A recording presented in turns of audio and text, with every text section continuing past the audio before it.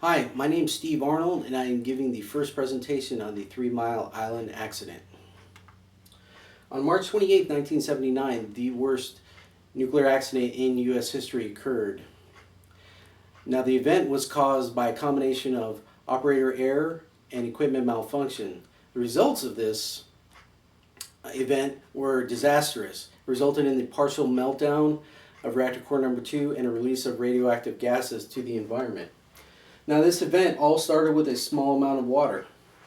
A small crew of auxiliary operators were performing maintenance on a condensate polisher. Now, a condensate polisher is just a unit that is filled with resin beads. Its sole purpose is to clean the condensate prior to entering the steam generator. Well, while they were performing the maintenance, they ran into a snag. The old resin would not drain, and so they used a combination of plant water and compressed air to agitate the blockage and clear it. Now, once the blockage was cleared, the resin changeout was complete, the unit was put back in service, and they went about their merry way. But the problem was, and one thing they didn't know, was the fact that the compressed air came from the instrument air line. And to make matters worse, that the plant water they were using, the pressure in that system is greater than the pressure in the instrument air line. This resulted in a small amount of water leaking into the instrument air line. Now, an important part of the instrument air line is the lines that control the feed pump isolation valves. Now, these valves are designed to shut on a loss of flow or a loss of air pressure. As the water made its way through the instrument air system, it entered the control lines and the valves for the main feed water pump shut. There was no feed water being supplied to the steam generator, and the steam generator was in danger of boiling dry. So a turbine generator trips on this situation. When the turbine generator trips, the steam is bypassed directly into the main condenser. Well, there was a design flaw in the bypass line, and the bypass steam was being aimed directly at the suction for the condenser vacuum pump. Now, the vacuum pump tried as hard as it could, but after a while it failed and could not maintain a vacuum in the condenser anymore. Pressure increased, and then a steam relief valve opened, which vented the steam to the atmosphere. Now, in a situation like this, there's the auxiliary feed water system that was installed to prevent the steam generator from boiling dry. The pumps started fine, but there was no feed water being supplied to the steam generator. The isolation valves for those pumps were closed. It turns out that 2 days prior, there was a test performed on the auxiliary feed water pumps which required those valves to be shut. The test was completed, but the valves were not open after this. It is important to point out that operating a reactor with these two valves shut is a violation of the rules that are set by the Nuclear Regulatory Commission. Now, the reactor has just lost its means of cooling, so a reactor scram occurs. The control rods go all the way to the bottom, fission process stops, but there's heat still being generated from the radioactive decay of the fission particles in the system. With no means of cooling, temperature in the reactor increases and pressure follows. Now, pressure increases so much that the relief valve on top of the pressurizer opens and lowers the pressure. When the set point is reached for the valve to shut, the valve does not shut. These valves were manufactured to open every single time, but there was no guarantee that they would close every time. And in order, as a safety measure for this situation, a control blocking valve was installed. But in this case, the blocking valve remained open and steam continued to be vented from the top of the pressurizer unit. Now, it's important to know that there was no indication in the control room for the operators. The signal that is generated from a faulty relief valve comes from a solenoid on the valve and not from a position indicator.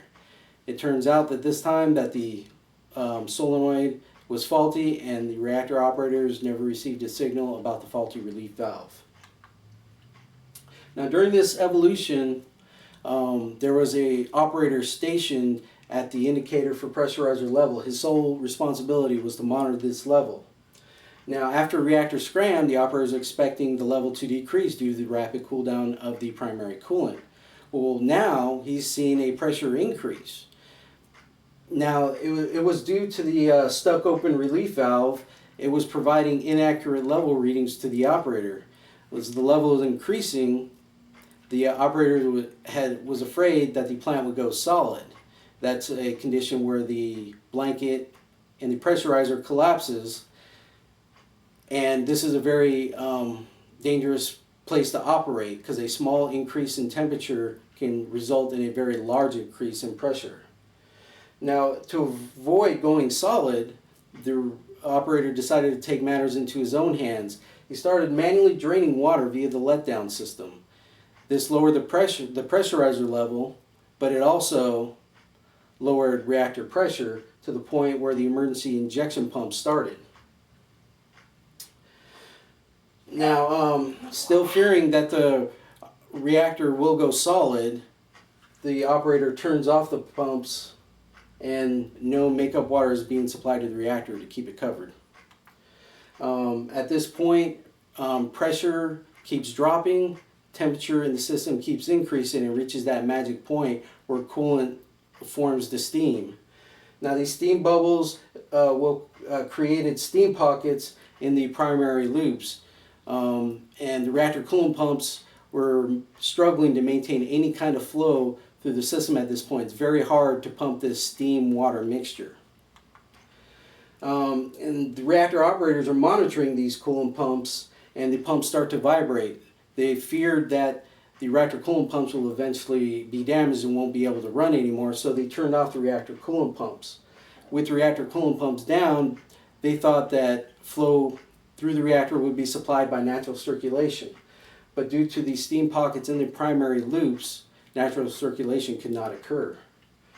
Temperature in the reactor kept increasing, and it increased to the point where the cladding in the fuel rod starts to deteriorate. The fuel pellets become exposed at this time, and a release of krypton, xenon, and iodine were released into the primary coolant.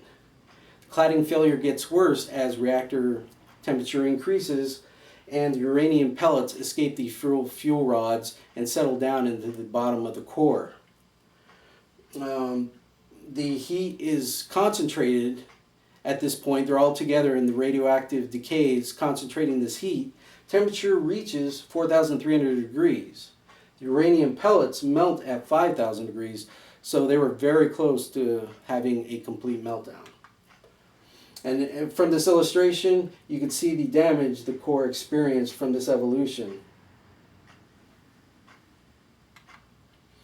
Now, due to the extreme radiation in this event, the steam started to break down into its forms of oxygen and hydrogen. Now, the oxygen combined with the zirconium, but the hydrogen rose and collected into the top of the reactor vessel. Now, the reactor operators were fearing that an explosion could occur because there was a presence of oxygen and a high temperature, and they felt that the hydrogen and oxygen would combine to form water again, creating an explosion. The reactor operators were now faced with a very difficult situation. Do they vent the hydrogen gas from the reactor vessel and release radioactive gases to the environment, or do they do nothing and risk an explosion which would result in radioactive fission fragments being released to the environment? The reactor operators chose to vent the hydrogen at a very controlled fashion. Now, the venting of the hydrogen was not the only source of radioactive gases to be released. The presence of krypton, xenon, and iodine were already in the coolant when the fuel cladding failed. The